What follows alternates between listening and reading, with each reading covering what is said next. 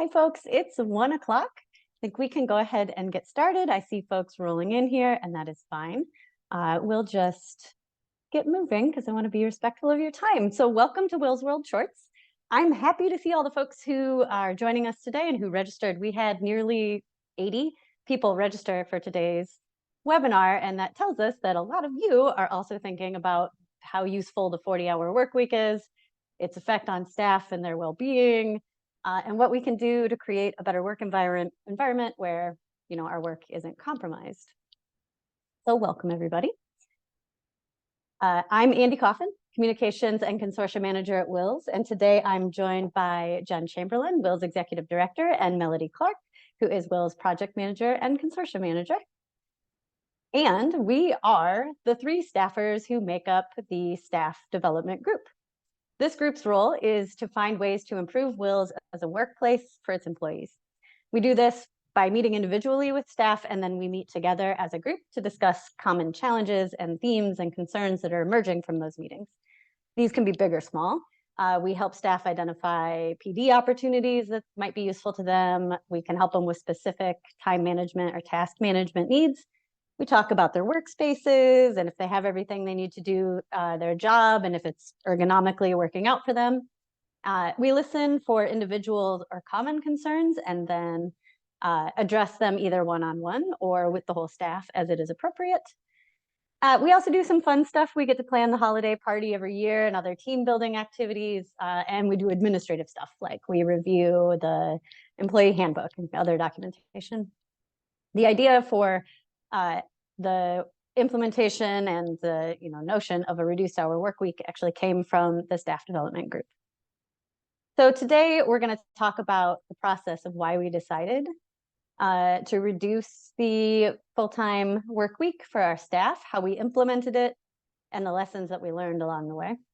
There's going to also be some time at the end for your questions, and we invite you as well to share your stories about why you're interested in this topic. So if you're planning on doing something similar, or if you already have done something similar, we'd love to hear about it. Do you have any advice for us? Any advice for other attendees who might be thinking about it as well?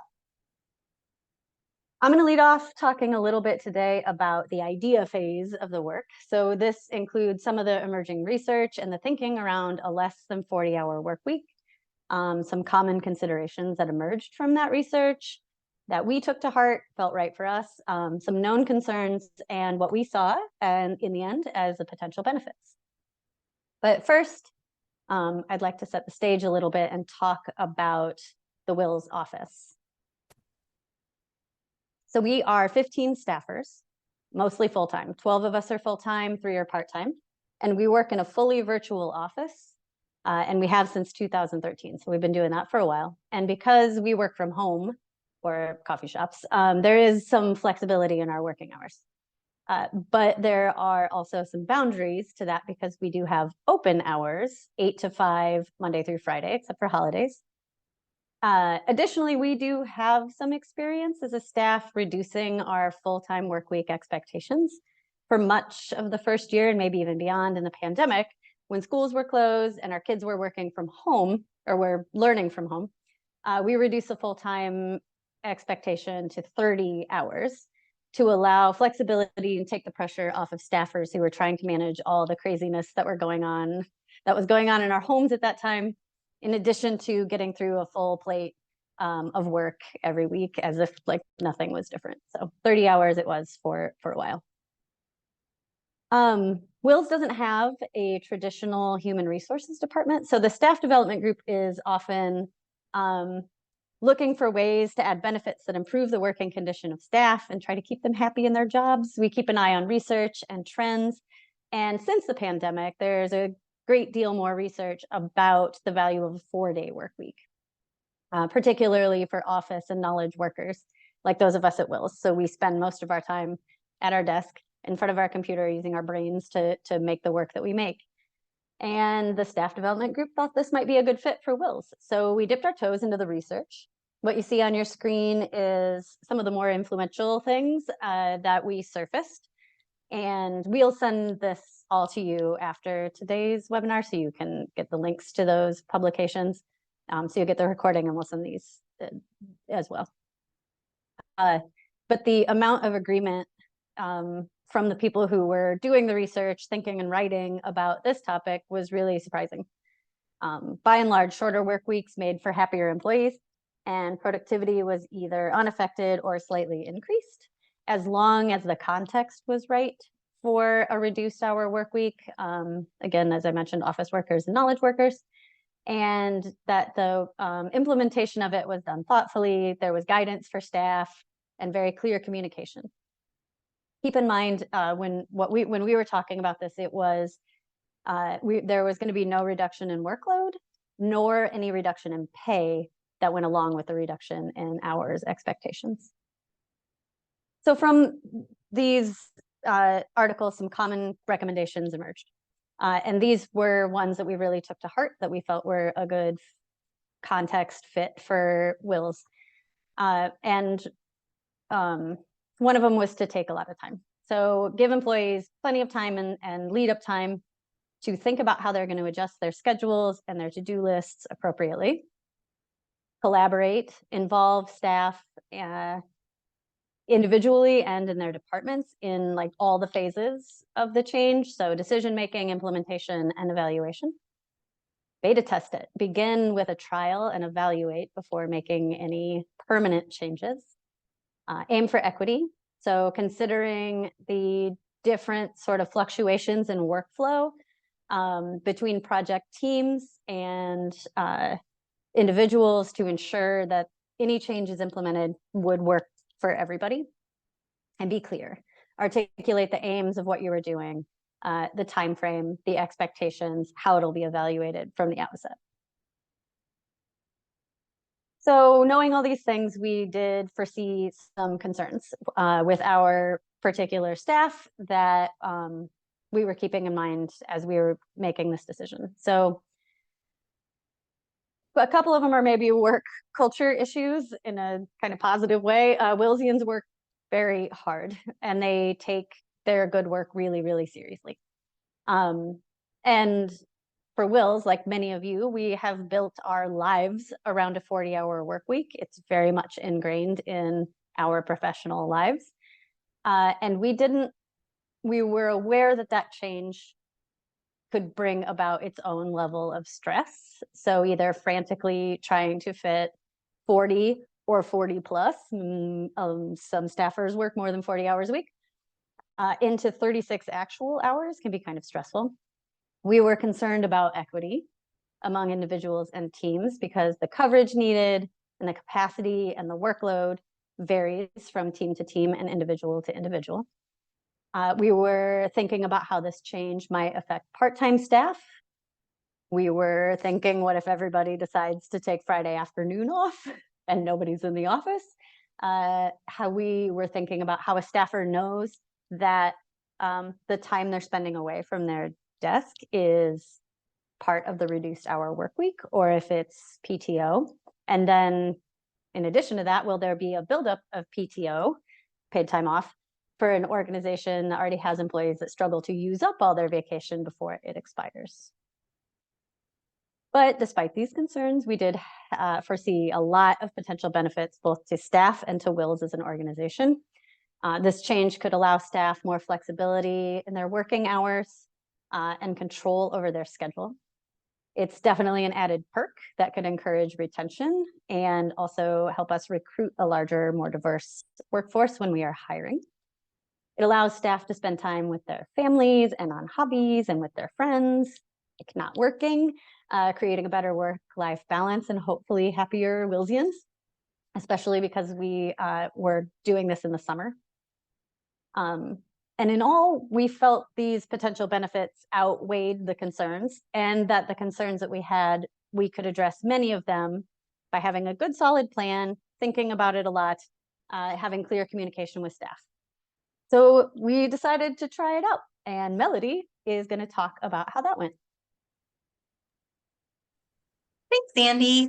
So as Andi mentioned, I'm going to go through our process. So how we did it. There are several steps really in implementing this pilot that we went through.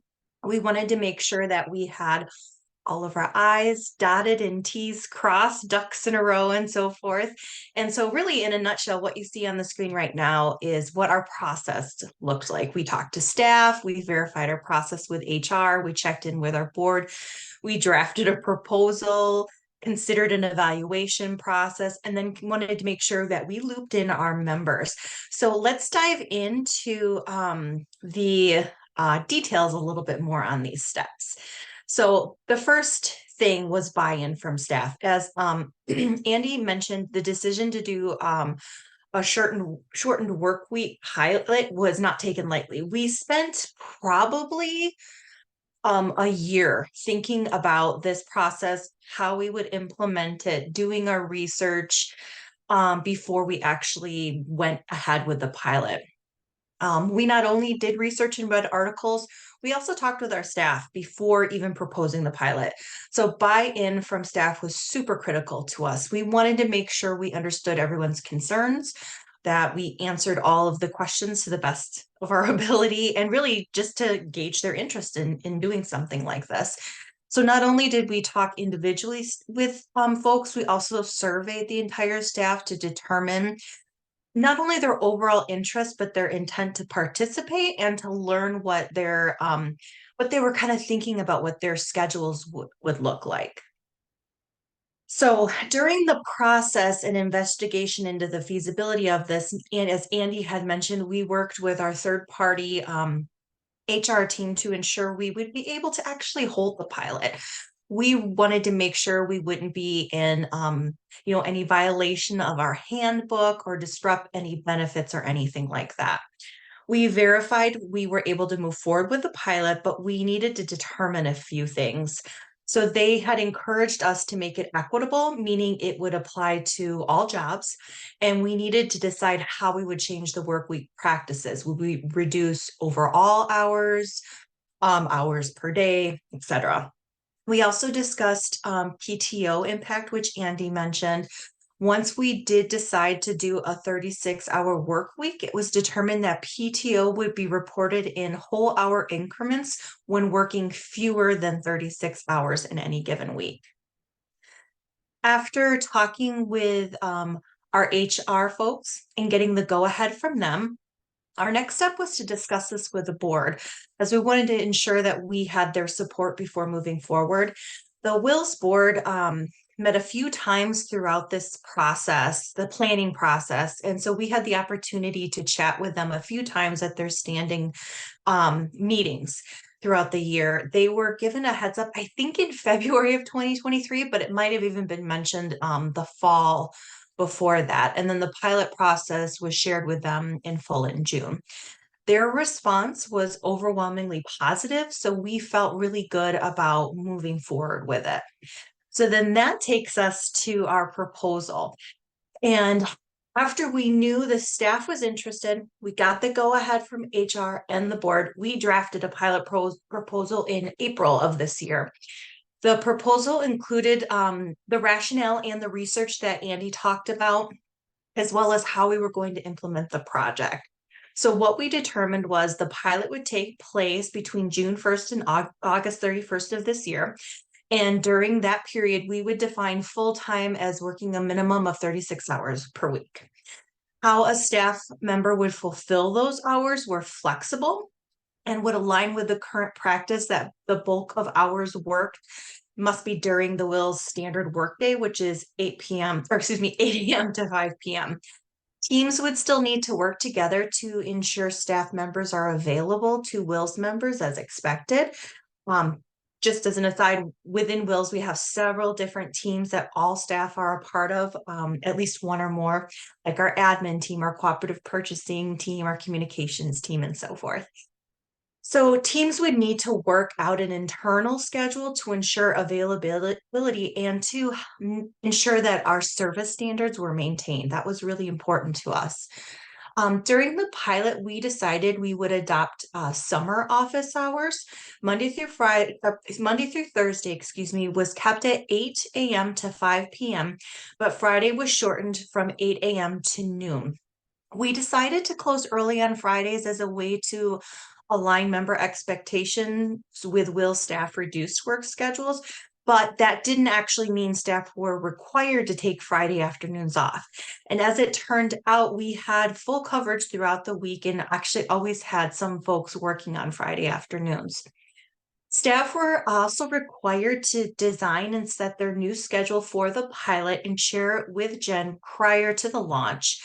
This, as well as also including their new schedule in their calendar so that all staff were aware of when folks would be working. But this schedule was also flexible as well. Some weeks folks might change when they were working due to meetings and so forth. And as we discussed with our HR rep, PTO would be reported in whole hour increments when working fewer than 36 hours in any given week. And then finally we noted with staff that this was a volunteer pilot. It was voluntary. If for any reason anyone did not want to participate, they didn't have to. However, we would require that all staff provide feedback at the end of the pilot. So before the pilot began, as I mentioned before, we encouraged each team to discuss the pilot and how they would maintain coverage of their area.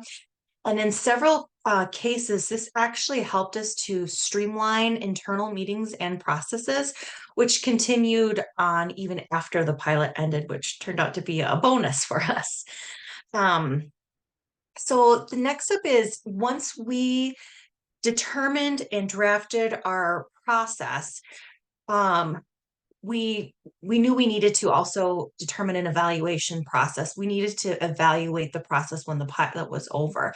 So Jen is going to talk in a minute about in more detail about the results, but we also during this process determined how we would evaluate it. So we decided to ask folks to keep informal tabs on their process throughout the pilot. Were they able to reduce their hours each week? If not, why not, and how often? At the end of the pilot, we determined we would send out a survey to gather that information and overall thoughts and feeling on the process. It was important to us to understand how the reduced hours impacted each staff person. We wanted to know not only how reducing their own hours worked for them, but how reduced hours of their coworkers affected them as well. You know, were there issues with them not being able to get things done because their coworkers were unavailable to them and so forth? So we also wanted to hear if staff received feedback from members and if they felt impacted, you know, any of our members, got any feedback from members about being impacted at all. Which leads to another step in our process, which was notifying our members. We wanted to ensure that we kept our members in the loop as well on this journey. We did so by sharing our intent for the pilot in our Community Chronicle, which is our monthly newsletter we send out. If you don't receive it, you can go to our website, WiLS.org, and sign up. But we also put a notice of our summer hours in our email signature as a way to inform and remind our members of the pilot. So that was our process this summer. And now I'm actually going to hand it over to Jen to talk about what we learned from the pilot and where we go from here. Thanks so much, Melody. I just have to give a shout out to both Andi and Melody for all the work that they helped me with in terms of pulling this pilot together, but also everything they do in their staff development role.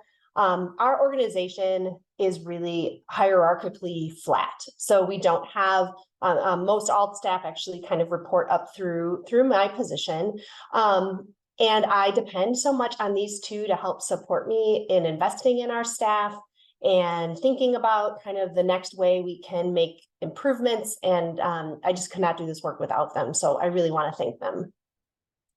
So as Melody mentioned, we surveyed the staff on completion of the pilot, and we were delighted to hear that all staff reported that all in all, the experience was beneficial. About half of the staff, though, did indicate that they experienced some challenges. So everyone found benefit, and roughly half had some difficulties that they reported. Not quite all of our staff, so 80% reported that they were able to participate in the reduced schedule most or some of the time. So there was a handful that they were not able to do. They felt that they weren't able to participate very often. In terms of benefits, not surprisingly, the top reported benefit was having more time with family, friends, or to pursue personal interests. Because all of our staff work remotely from our homes, our work really infiltrates our staff's personal lives. Understandably, it's more difficult to kind of draw a clear line between work time and personal time when our home offices are like next to our kitchen, right? So certainly technology is no friend to any of us. Any of you on the webinar today can, I'm sure, relate to this, that it's harder and harder to keep our work separate from our downtime. So we were just really delighted that this reduced work schedule gave the majority of our staff time to kind of recapture more time with their loved ones, and it added enjoyment in their personal lives. The benefits, though, were not just on the life side of the work-life balance. They reported, about 40% of staff reported they felt happier and more satisfied in their work as a result of this schedule. Many shared that they felt a greater sense of personal ownership over their work, even though we already kind of give our staff a lot of empowerment and ownership over those things. This kind of brought that to the surface, and they felt they had more autonomy in regulating their week and being in control of their schedule. Some of the folks shared just a general appreciation in working for an employer that was willing to test this out. Like, it was a real boon for WiLS. We received a lot of appreciative comments, even from those who felt that they couldn't always participate. They were overall really delighted that they worked for an organization willing to kind of undergo an experiment like this. And 40%, this is really interesting to us, they felt that this schedule actually helped them to improve and become more productive. So as as Andi suggested, the research did indicate that other workplaces who've engaged in this kind of project have reported increased productivity. Before and during the pilot, we as a staff talked about sort of those traditional ways we measure work in our society, how it's really often represented as the number of hours worked. You know, like, let's call it the Fred Flintstone metric, right? You punch out after the requisite number of hours and there's a day well spent.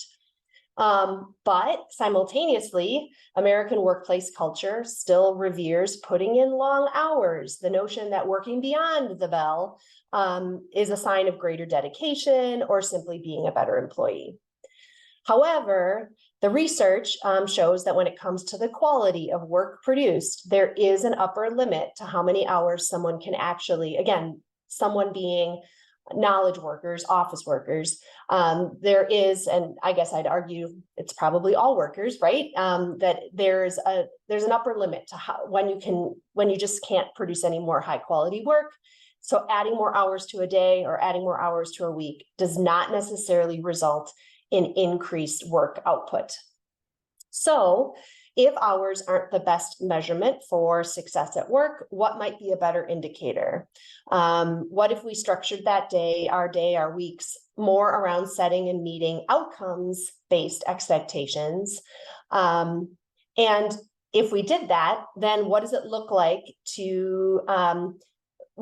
when you meet those outcomes? You meet those, accomplish everything on your to-do list before kind of official quitting time. So the pilot also encouraged some of our staff to test out different things like time management tools, such as the Pomodoro technique.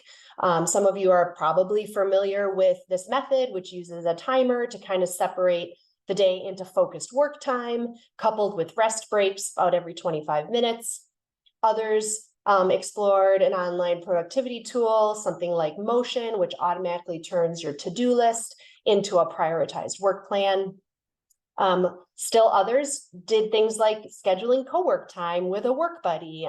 They would go in on a Zoom call and kind of each do their own work and sort of keep each other focused and on track. All in all, this pilot encouraged our staff to think about how they're using their time and to find ways to use it more wisely.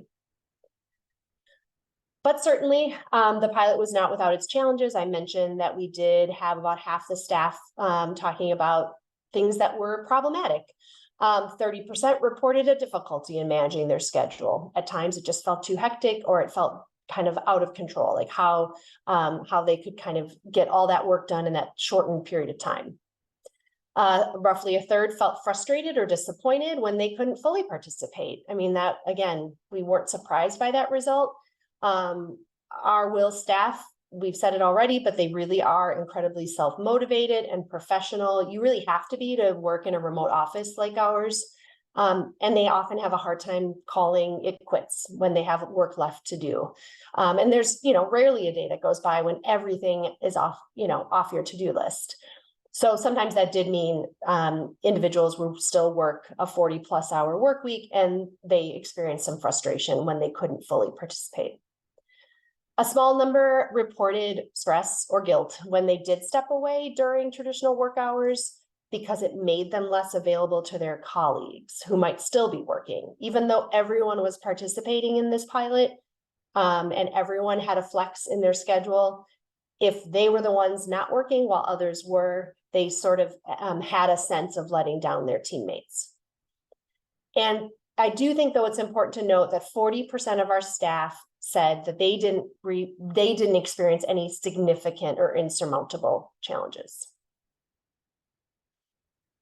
In terms of our member response, or the impact on members, to the best of our knowledge, service levels and quality were not impacted. Now, we did rate that by kind of self-reported. Our staff did not feel, 90% of staff felt like there weren't any major disruptions caused by the reduced hours. And we also did not receive any notable complaints or comments during members from in the duration of the pilot, in particular tied to staff not being available or missed deadlines, that sort of thing. Beyond the survey results, the staff development team, through kind of some of the comments we heard from staff, we just have kind of a few sort of miscellaneous considerations that we're mulling over as we move forward. We knew going into the pilot that we had staff with, hefty workloads and overflowing plates. In the case where a service team in particular was like already or over capacity, this exercise understandably just brought that into greater clarity. So it kind of shone the spotlight in places where we have some problems around too much workload for the staff that we have there. Things like project commitments or timelines made equity and participation an issue. And we did really try to anticipate that and tried to avoid that, but the pilot still at times left some folks out.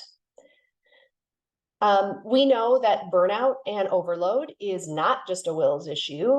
We're hearing from many of our members that this is a profession-wide concern that is, kind of manifesting in retention and recruitment challenges. So, what we're really thinking about as a staff development team is, if we can start to agree on a new way of defining productivity, again, we think it's more about outcomes than hours. We're hopeful that that might kind of remedy some of those concerns with burnout.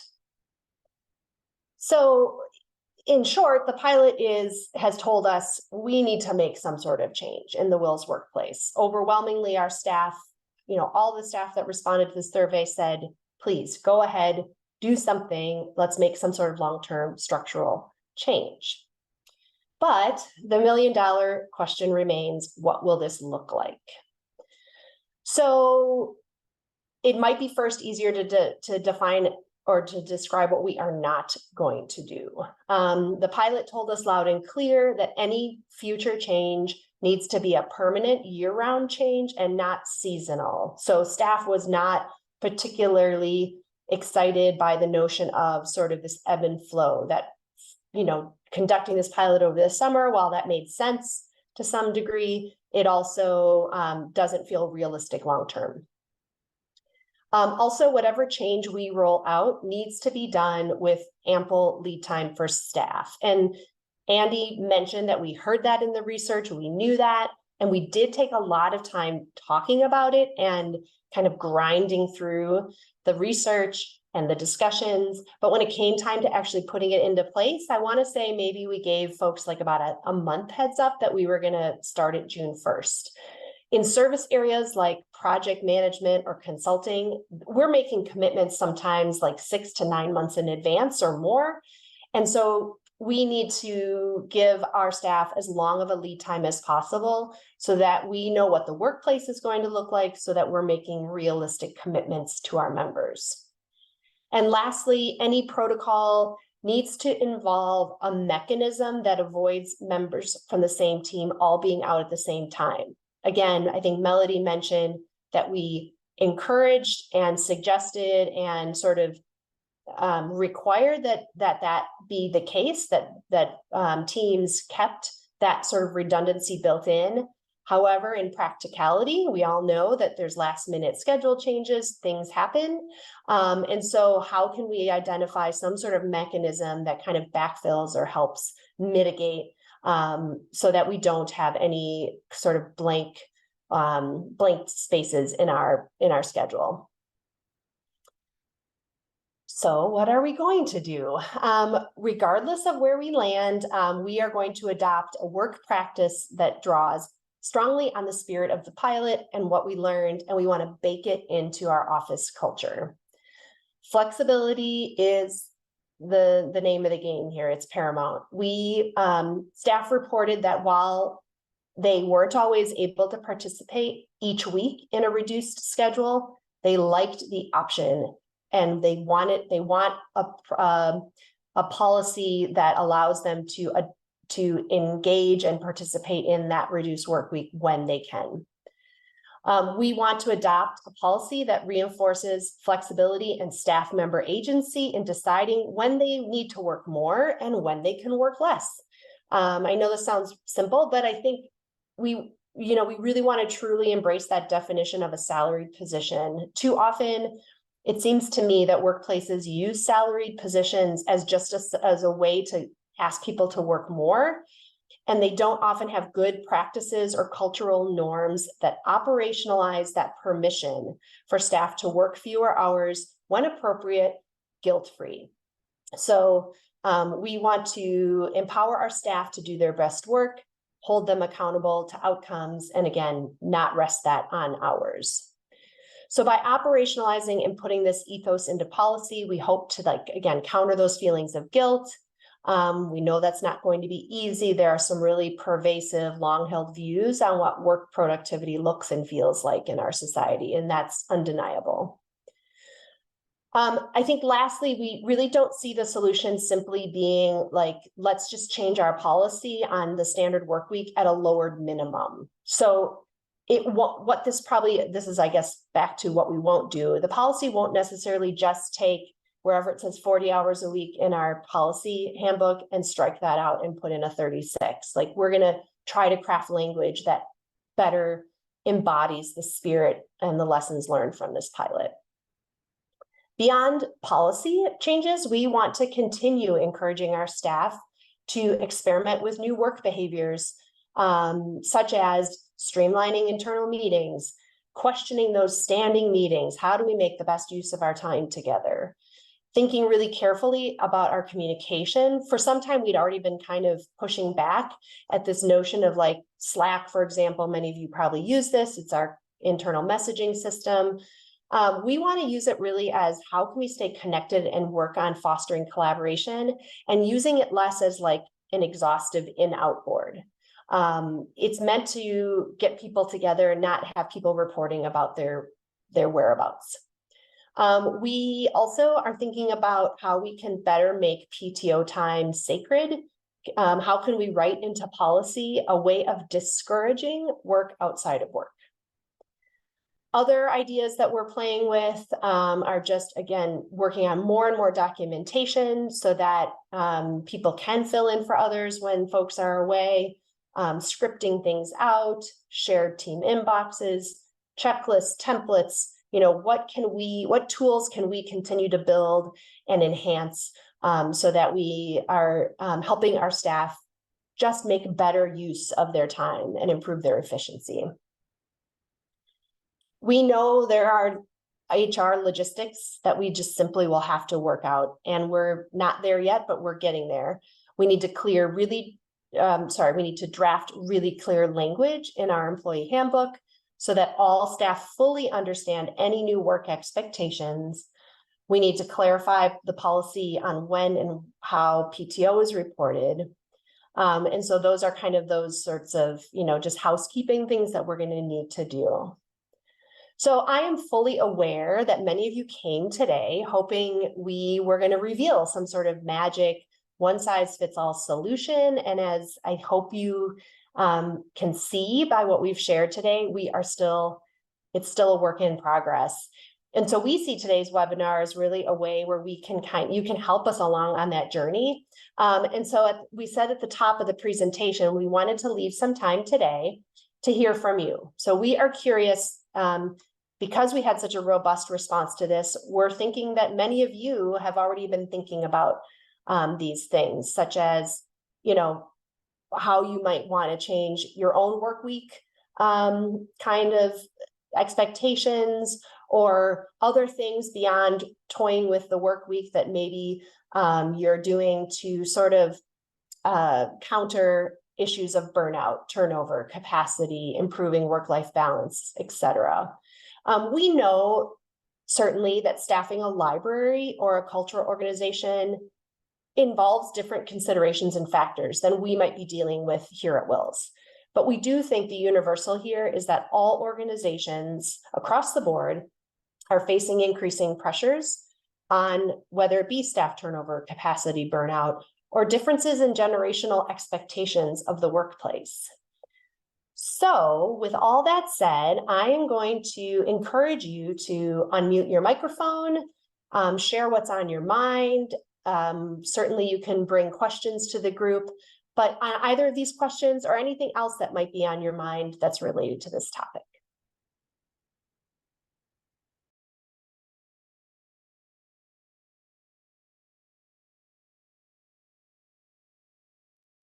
Hi, if I missed this at the beginning, I apologize, but how many people are on the WiLS work team?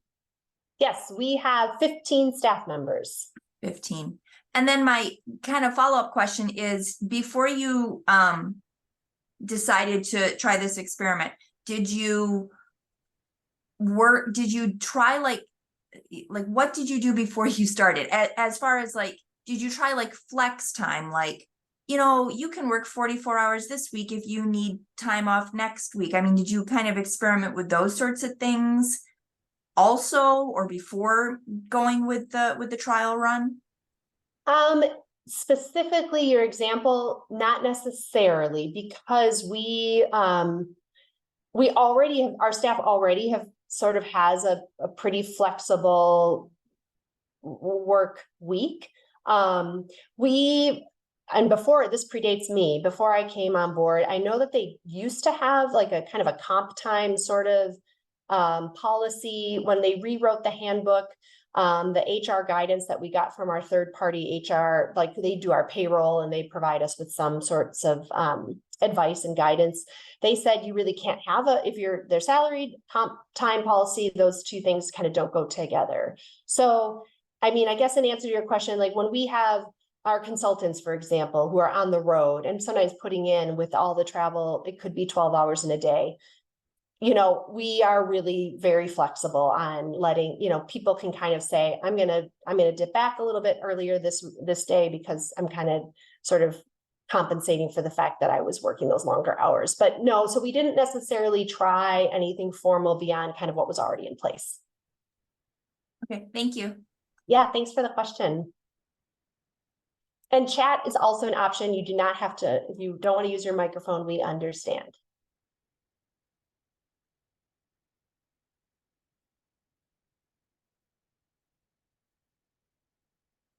Oh, and I see in the chat, Elena, you shared Anne Helen Peterson. She is someone that I follow pretty religiously, and I've been watching a lot of what she's saying. And yes, I think that's a great suggestion. Thank you for adding that.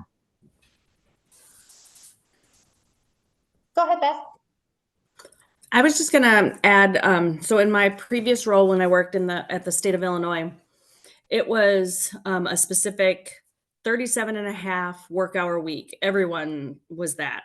And we did have comp time. It was paid comp time where it built up. So if you needed it later, you could just draw from that bank of what you needed. But you were just asking for like specific examples. So that was just our norm for the workplace was 37 and a half hours. Now, clearly, some of the roles that we had, we went way over those hours, but it was always something you could draw from while you were working there. Nice. Thanks, Beth, for sharing that.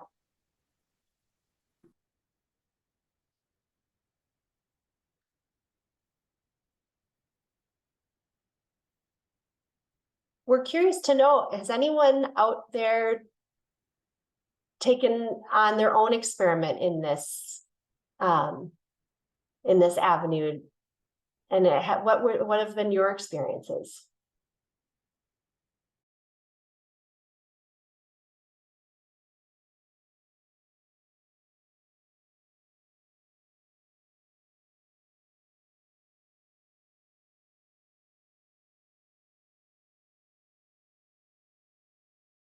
And that's okay.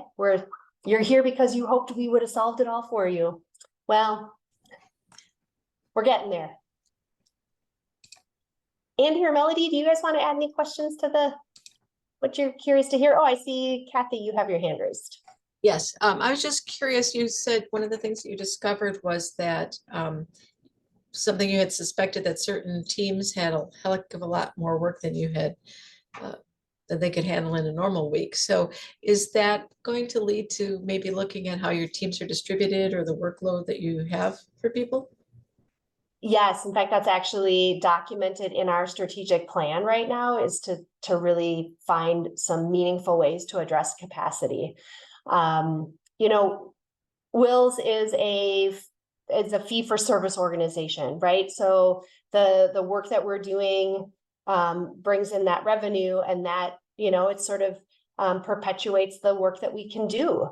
So we do need to do some right sizing and making sure that we can, you know, accommodate the work yet still bring in the revenue we need, so that we can, you know, kind of keep this this train a moving. So yes, we don't have any, we have many, I think it's a series of many solutions, a lot of like fine tuning, and again, finding ways to do things better, sharing things across teams. We already have a lot of flexibility where we bring people in and out of work as needed. So it's more of that, and it's just kind of constant, sort of an iterative process, constantly kind of tweaking and working on that.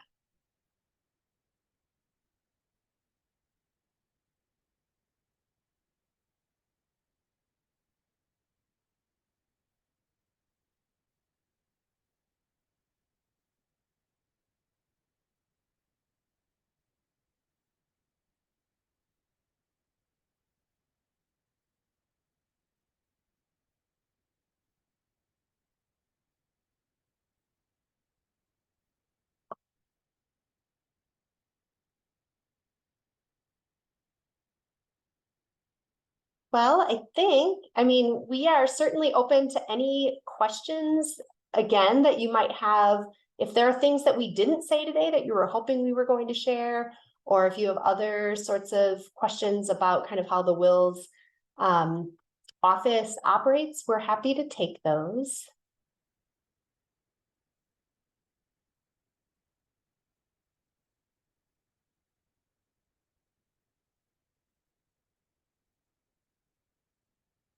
And yes, Andi, thank you. She put there also, you're welcome to contact us offline. I think I love the fact that we just did a 1 hour webinar in 45 minutes, because maybe that just shows how we're already trying to find ways to make things more efficient and get the same outcomes in a shorter period of time. So efficient, yes. Okay, well, if we don't have anything else to hear from you all, we really appreciate you coming today. We'll hang on for a few minutes if there are more questions, or if you want to share anything else. But if not, you have 15 more minutes back in your day. Thank you so much for joining us. We appreciate it.